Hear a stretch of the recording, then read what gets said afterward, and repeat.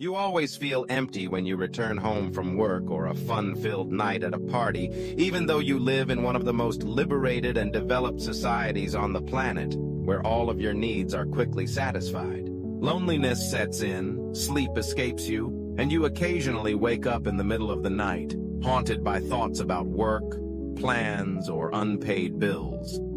You keep looking outward for peace, only to feel let down when it doesn't show up. Over 2,500 years ago, the Buddha, the founder of Buddhism, pointed to the one place where we can find and live a peaceful life. It is a place that spans the globe, both easy and difficult to find, the world within each of us. Buddhism doesn't ask you to pray or worship any god. It doesn't rely on miracles. Instead, it gives you the key to unlock the door to inner peace on your own. When you hear Buddhism, you might picture monks in golden or brown robes, Buddha statues in temples or Asian restaurants, or silent meditation retreats. But Buddhism is so much more than those images. It's transformed the lives of over 500 million people worldwide, from quiet villages in Asia to bustling cities like New York and Los Angeles. What makes it stand out? It doesn't demand blind faith in something far off. It invites you to explore yourself. In today's video, we'll start with the basics. Where did Buddhism come from? What's at its heart? Share your thoughts in the comments below and hit subscribe to dive deeper with us. The origin of Buddhism. Let's travel back over 2,500 years to a small region now known as Nepal.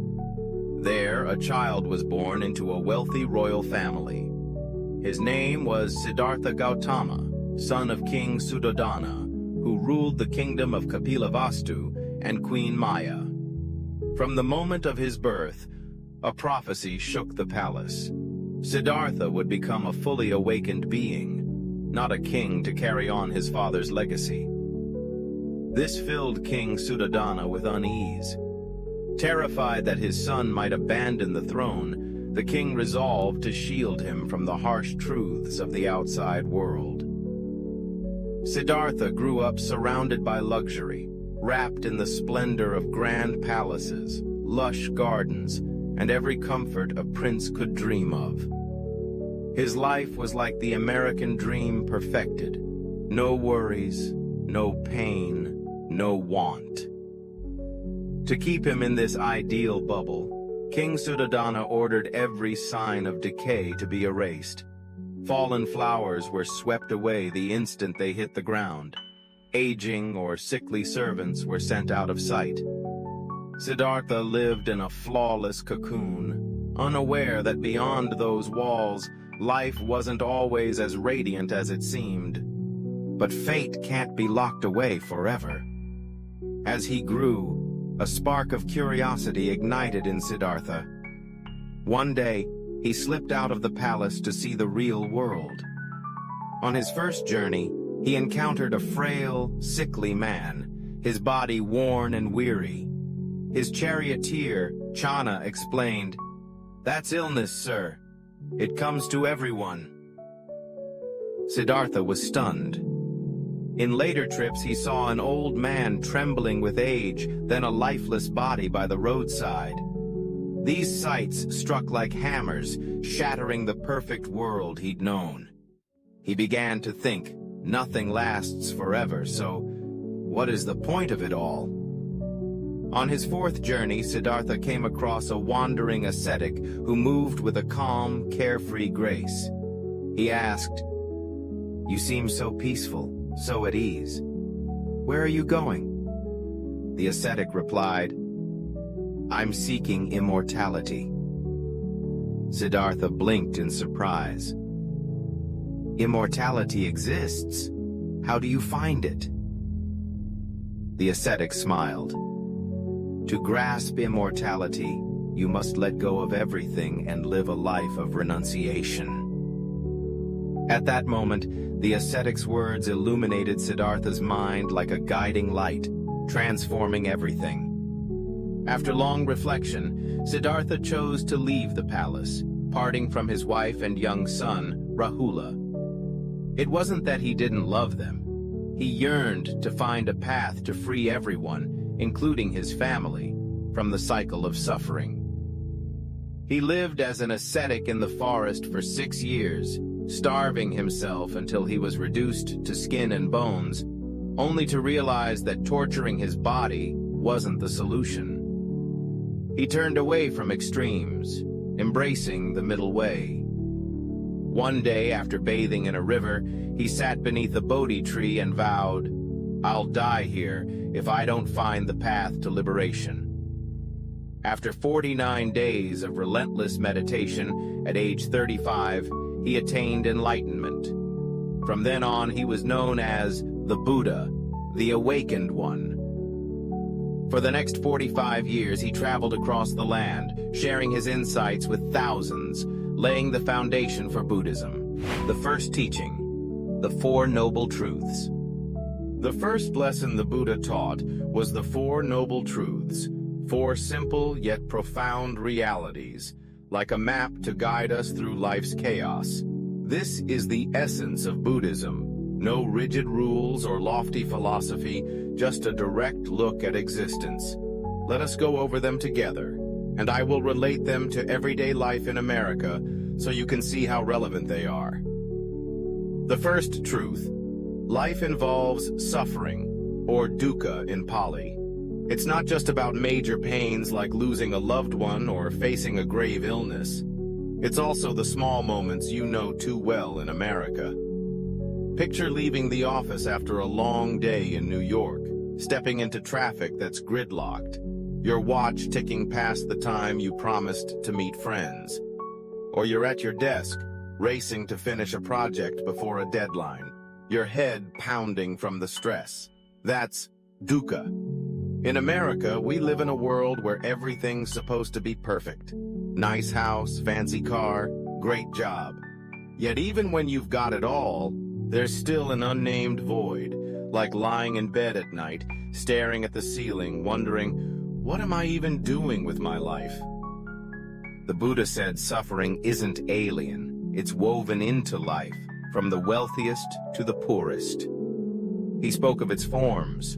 Birth, aging, sickness, and death are suffering. Not getting what you want is suffering. Being parted from those you love is suffering. Meeting those you dislike is suffering too. The second truth: suffering has a cause, and that cause is craving, our desires and attachments. Think of a typical day. You scroll Instagram, see someone flaunting a new car or a lavish Hawaii getaway, and you think, I want that too. You set a goal, work hard, and finally snag a shiny, expensive phone. You're thrilled for a few days, then worry sets in. What if it gets scratched? What if it's stolen? We want things to go our way.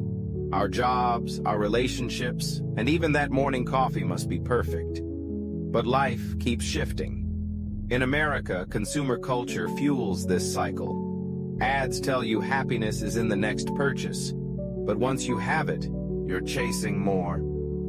The Buddha said it's this clinging that makes us suffer, not the circumstances or objects themselves. The third truth: suffering can end. This is the light in the picture the Buddha paints. If craving causes it, letting go is the cure. Don't get me wrong, letting go doesn't mean selling everything and moving to the woods. It is a mental shift, accepting that things change and that you do not have complete control over them. For example, instead of fuming in LA traffic, you take a deep breath and tell yourself, I can't fix the road, but I can choose how I feel. Or when you miss out on a promotion, rather than drowning in disappointment, you remind yourself your worth isn't tied to a title. When you let go, your heart feels lighter, like dropping a heavy backpack you didn't even know you'd been carrying. The fourth truth is that there is a path to ending suffering known as the Noble Eightfold Path. It's not a stiff checklist you have to follow word for word. It's a practical toolkit with 8 steps, from right thinking and kind actions to focused meditation, to tune your life. We will get into the Eightfold Path in the next video, but for now, think of it as a guide, not to be perfect, but to live in harmony with yourself and the world around you. In America, where work and life can be exhausting, the Eightfold Path serves as a quiet companion. The Four Noble Truths state that life is not always easy, but you can master your mind and rise above it, step by step, with your own strength. Here's the best part. The Buddha didn't demand blind faith. He said, "Try it for yourself and see if it's true." That's the spirit of Buddhism. Not an empty promise, but an invitation to discover on your own. Why are the Four Noble Truths important? Buddhism doesn't ask you to pray to a god or wait for miracles from somewhere else. Instead, it puts the power in your hands. You decide how to face suffering and find peace. That's why it resonates so deeply in modern life, especially in America, where the pace is relentless. From long hours at the office to the pressure of social media, where everyone flashes a perfect life, we're easily swept into a whirlwind of stress and comparison. Buddhism, with its Four Noble Truths and practical approach, acts as a stabilizing force in the midst of a storm.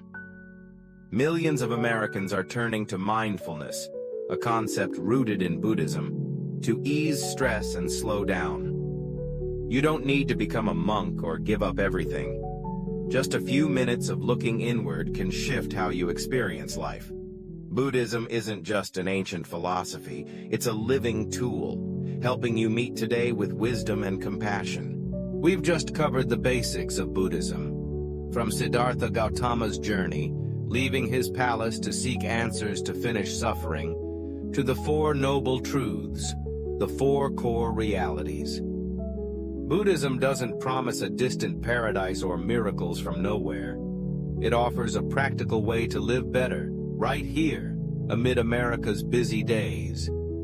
From stressful traffic jams to sleepless nights filled with worry, it reminds you that peace isn't out there, it's in the world within you. If you find our video has benefits, please like, share, and subscribe.